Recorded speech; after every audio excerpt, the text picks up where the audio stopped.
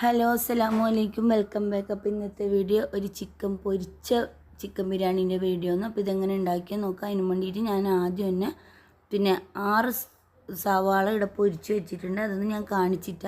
അപ്പോൾ ഇവിടെ പൊരിഞ്ഞുകൊണ്ട് നിൽക്കുന്നുണ്ട് കുറച്ച്. അപ്പോൾ 6 ഉള്ളിയാണ് എടുത്തത് പൊരിക്കാൻ വേണ്ടിയിട്ട്.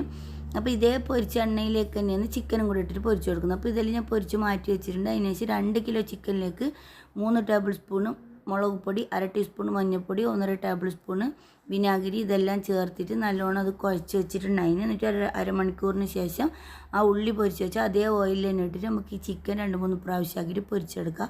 അപ്പോൾ അതിൽ ഡീറ്റെയിൽഡ് ആയിട്ടുള്ള വീഡിയോ അതിൻ്റെ ഒന്നും എടുത്തിട്ട് ഞാൻ മുന്നേ ബിരിയാണി ഉണ്ടാക്കുന്ന 2-3 വീഡിയോ ഇട്ടിന്, അല്ലാണ്ട് പൊരിച്ചതല്ലാണ്ട് സാധാ ബിരിയാണി ഉണ്ടാക്കുന്ന. അപ്പോൾ അതിൽ കയറി നോക്കിയാൽ എൻ്റെ യൂട്യൂബ് ചാനലുണ്ട്, അതെല്ലാം അതിലുണ്ടാവും. ഇത് ഞാൻ ഇതേപോലെ ഇതെല്ലാം കൂടി പൊരിച്ചെടുക്കുന്നുണ്ട്. അപ്പോൾ 2 കിലോ ചിക്കനിക്ക് ഞാൻ 3/4 കിലോ അരിൻ്റെ ചോറാണ് എടുക്കുന്നത്. അപ്പോൾ ഇതേ പൊരിച്ച എണ്ണയിൽ തന്നെയാണ് ചിക്കൻ്റെ മസാലയും കൂടി ഉണ്ടാക്കുന്നത്. അപ്പോൾ ഈ ഓയിൽ മസാല അത് ഒഴിച്ച് കൊടുത്തതിന് ശേഷം ഒരു 10-12ഓളം പച്ചമുളക്, ഒരു മീഡിയം സൈസ് ഇഞ്ചി, ഒരു 2 ചെറിയൊരു കുടം വെളുത്തുള്ളി, ഇതെല്ലാം ഇട്ടിട്ട് അതിനെല്ലാം ചതച്ചതും കൂടെ അതിലിട്ടിട്ട് മൂപ്പിച്ച് കൊടുക്കുക. നല്ലോണം മൂത്ത് വരുമ്പോൾ 3 തക്കാളി മുറിച്ച് വെച്ചിട്ടുണ്ടായിന്, അതും കൂടെ അതിൻ്റെ ഒപ്പം ചേർത്തിട്ട് നല്ലോണം ഒന്ന് വാട്ടി മിക്സ് ചെയ്ത് കൊടുക്കുക. ആവശ്യത്തിനുള്ള ഉപ്പും കൂടെ ചേർത്തിട്ട് ഒന്നും കൂടെ വാട്ടിയിട്ട് നമുക്കതൊന്ന് അടച്ച് വെച്ച് വേവിക്കാം. അപ്പോൾ ഇത് ഉള്ളി പൊരിച്ചിട്ടുള്ള മസാലയും ചിക്കൻ പൊരിച്ചിട്ടുള്ളതാകുമ്പോൾ അത് ഭയങ്കര ടേസ്റ്റാണ് ഇങ്ങനെ വെച്ച് നോക്കിയാൽ. അപ്പോൾ ഞാൻ അങ്ങനെ മസാല അങ്ങനെ വേവിക്കാൻ വെച്ചിട്ടുണ്ട്. അപ്പോൾ ഈ ഉള്ളി അതിലേക്ക് ഇട്ട് കൊടുക്കണം മസാലയിലേക്ക്. അപ്പോൾ അതിന് നമുക്ക് ദമ്മിടാൻ വേണ്ടിയിട്ട് കുറച്ച് ഉള്ളി മാറ്റി വെക്കാം. എന്നിട്ട് ബാക്കി വരുന്ന ഉള്ളി ഇത് തക്കാളിയിൽ നല്ലോണം ഉടഞ്ഞ് വരുന്നത് വരെ നമുക്ക് വെയിറ്റ് ചെയ്യണം. എന്നിട്ട് ഇതെല്ലാം ഉടഞ്ഞ് വന്നിട്ടുണ്ട്. എന്നിട്ട് ബാക്കി ഈ പൊരിച്ച് വെച്ച ഉള്ളിനെ ഈ മസാലയിലേക്ക് ഇട്ട് കൊടുക്കുക. ഇത് തന്നെ നമ്മൾ മസാലയിൽ നമ്മൾ പച്ച ഉള്ളിയായിട്ട് ഇട്ട് കൊടുക്കുന്നില്ല. എന്നിട്ട് അതിലേക്ക് ഒരു കൈപ്പിടിയോളം മല്ലിച്ചപ്പും പുതിനയും ചെറുതായിട്ട് അരിഞ്ഞതും കൂടെ ഇട്ട് കൊടുത്തിട്ട് അതും കൂടെ നല്ലോണം വാട്ടി മിക്സ് ചെയ്തിട്ട് അതും കൂടെ അടച്ചു വെക്കുക. അപ്പോൾ എല്ലാം കൂടി നല്ലോണം വെന്ത് കുറുകി വരട്ട്. അപ്പോൾ ഇത് കണ്ടില്ല, നമ്മൾ മസാല അടിപൊളിയായിട്ട് വെന്ത് കുറുകി നല്ല ബ്രൗൺ കളറായിട്ട് അടിപൊളിയായിട്ട് വന്നിട്ടുണ്ട്. ഈ മസാലയ്ക്ക് ഭയങ്കര ടേസ്റ്റാണ്.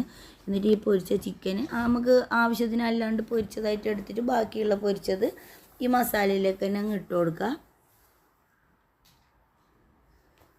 അപ്പോൾ ഞാനിത് ഇതിൻ്റെ ഇടയിൽ ഒരു ടേബിൾ സ്പൂണ് ഗരം മസാലയും കൂടി ഇട്ട് കൊടുത്തിട്ടുണ്ടായിന്. അത് വീഡിയോയിൽ കിട്ടിയിട്ട് അത് അങ്ങനെ ഇതത് ഞാനെപ്പോൾ തൈര് ലാസ്റ്റ് ഒഴിച്ച് കൊടുക്കും മസാലയ്ക്ക്. ഒരു സമയത്ത് ഒരു തൈരിൻ്റെ ഇതുകൊണ്ടാണെന്നറിയില്ല ഭയങ്കരമായിട്ട് വെള്ളം ഊറി വരും. അതുകൊണ്ട് ഞാൻ തൈര് എപ്പോൾ ലാസ്റ്റ് ഒഴിക്കുമ്പോൾ ആ ഫ്ലേവറും തൈരിൻ്റെ അങ്ങനെ തന്നെ നിൽക്കലുണ്ട്.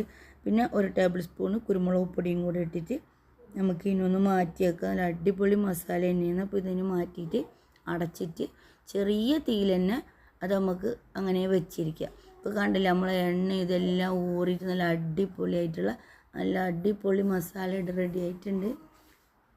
അപ്പം ഞാൻ റൈസ് അല്ലാണ്ട് വെച്ചിട്ടുണ്ട്. ഞാൻ പിന്നെ റൈസ് ഉണ്ടാക്കുന്ന വീഡിയോ ഒന്നും എടുത്തിട്ട് അപ്പോൾ ഞാനിതൊരു പാത്രത്തിലേക്ക് ഇതിപ്പോൾ ഒരു ദമ്മിടാൻ പോകുന്നതാണ്. അപ്പോൾ ആദ്യം തന്നെ ആ പാത്രത്തിലേക്ക് കുറച്ച് മസാലയിൽ നിന്ന് ഇട്ട് കൊടുക്കുക. എന്നിട്ട് നമ്മൾ ഉണ്ടാക്കി വെച്ച റൈസ് ജീരകശാല അരിൻ്റെ റൈസാണ്. അപ്പോൾ ഞാൻ മറ്റേ ബിരിയാണീൻ്റെ വീഡിയോയിലും റൈസ് വെക്കുന്നതിൻ്റെ ഞാൻ വീഡിയോ ഇട്ടിട്ടുണ്ട്. അപ്പോൾ അറിയാത്തവർ പോയി നോക്കുക, അറിയുന്നവർക്ക് പിന്നെ പ്രശ്നമില്ലല്ലോ. അങ്ങനെ ചോറെല്ലാം ആദ്യം ഇട്ട് കൊടുത്ത് പിന്നെ കുറച്ച് ഗരം മസാല പൊടി എപ്പോൾ പറയും പോലെ തന്നെ കുറച്ച് പൊരിച്ച ഉള്ളി, അണ്ടിപ്പരിപ്പ് മുന്തിരി ഒന്നും ഇതിലിട്ട് കൊടുത്തിട്ട് അതൊന്നും തീർന്നതുകൊണ്ട് അതൊന്നും ഇട്ടിട്ട് പെട്ടെന്നൊരു പൊരിച്ചൊരു തട്ടിക്കൂട്ട് ബിരിയാണി എന്ന് പറയാം, നോമ്പുറക്കാൻ വേണ്ടിയിട്ടില്ലാക്കിയത്. അങ്ങനെ കുറച്ച് നെയ്യും കുറച്ച് മല്ലിച്ചപ്പ് പുതിന ഇതെല്ലാം ഇട്ട് കൊടുത്തതിന് ശേഷം പിന്നെ അതിൻ്റെ മുകളിൽ ബാക്കി വന്ന മസാലയും കൂടി ഇട്ട് കൊടുക്കുക. അതിൻ്റെ മുകളിൽ അതേപോലെ തന്നെ ആ ചോറ് ഇട്ട് കൊടുത്ത് ഗരം മസാല പൊടി ഇട്ട് കൊടുക്കുക. പിന്നെ പൊരിച്ച ഉള്ളി ഐറ്റംസ് എല്ലാം ഇട്ട് കൊടുത്ത് മല്ലിച്ചപ്പ് അത് എല്ലാം ഇട്ട് കൊടുത്ത് 2 പ്രാവശ്യമായിട്ട് അത് ലെയറായിട്ട് ഇട്ട് കൊടുക്കുക. എന്നിട്ട് അതിന് ശേഷം ഈ പാത്രത്തിൽ തന്നെ ദം വെക്കുക. അപ്പോൾ മൈദപ്പൊടി വെച്ച് ഒട്ടിക്കുന്നവരെല്ലാം ഉണ്ട്. അപ്പോൾ നല്ല ടൈറ്റ് അടപ്പാണെങ്കിൽ നമുക്ക് അതന്നെ മതി, ഒട്ടിച്ചിട്ടൊന്നും വെക്കേണ്ട. ചെറിയൊരു വെയിറ്റും കൂടെ അതിൻ്റെ മുകളിൽ എടുത്ത് വെച്ച് കൊടുത്താൽ മതി. പിന്നെ അതിൻ്റെ അടപ്പിൻ്റെ സൈഡിലും ഇങ്ങനെ ചെറിയ ഹോളുണ്ടല്ലോ, അതെന്തെങ്കിലും ഫോയിൽ പേപ്പർ എന്തെങ്കിലും പേപ്പർ വെച്ചിട്ട് അതൊന്ന് കവർ ചെയ്ത് കൊടുത്താൽ മണമൊന്നും ഇങ്ങനെയും പോയില്ല. പിന്നെ ഒരു 15 മിനിറ്റോളം ചെറിയ ലോ ഫ്ലെയിമിലിട്ടിട്ട് അതൊന്ന് ദമ്മാക്കി വെക്കണം. എന്നിട്ട് പിന്നെ 15 മിനിറ്റ് തീ ഇല്ലാണ്ട് ദമ്മാക്കി എടുക്കണം. മൊത്തം അരമണിക്കൂറിൽ 3/4 മണിക്കൂറിൽ സമയം ഉണ്ടെങ്കിൽ 1 മണിക്കൂർ അടുപ്പിച്ച് വെച്ചാലും പ്രശ്നമൊന്നുമില്ല. ബിരിയാണി എത്രത്തോളം ദമ്മാന്ന് അത്രത്തോളം ടേസ്റ്റ് കൂടെ ഉള്ളൂ. അങ്ങനെ ഞാനിതൊരു അരമണിക്കൂർ കഴിഞ്ഞതിന് ശേഷം ഞാൻ ഇതൊന്ന് എടുത്ത് കൊടുത്തിട്ടുണ്ട്. അപ്പോൾ അത് അടിപൊളി ബിരിയാണിയാണ്.